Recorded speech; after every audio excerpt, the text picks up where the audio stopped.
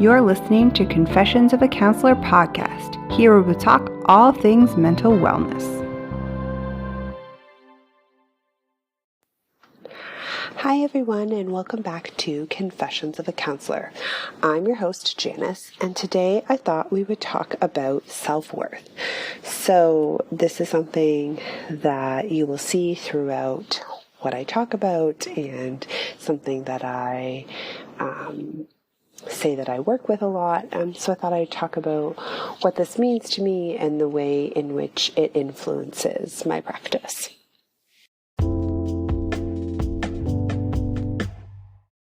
So let's jump right in. Throughout my marketing and my presence online, you will see that often it says Janice Lyons, self-worth activist. This is something that became near and dear to me in my early days of my therapy career, and it became really important to me to support and help those who are struggling with their self-worth. This is something that I struggled with, figuring out who I was and discovering and redefining what worth and success were for me. And so it became really clear early on in my practice that this was something that I wanted to take on and support clients with. And where I didn't see a lot of support being offered in kind of a non-traditional sense of therapy, right? So I think oftentimes we hear about self-worth and people talk about it, but I wanted to redefine how we were talking about it and redefine what it meant to advocate or be an activist for, in terms of helping particularly women, but I have males in my practice, where we're able to define what our worth is, not based on what we're producing, but who we are and how we feel about ourselves.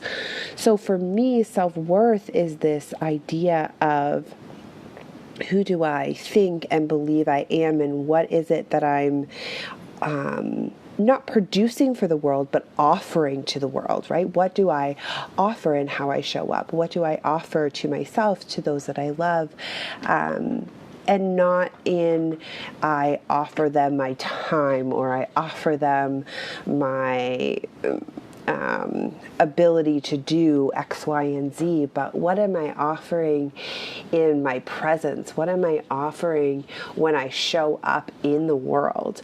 And I think that this is a really important difference when it comes to self-worth. Is it's not about our production value. It's about who we are as people, and what are the values that I want to live by. What is it that I'm aligning myself with?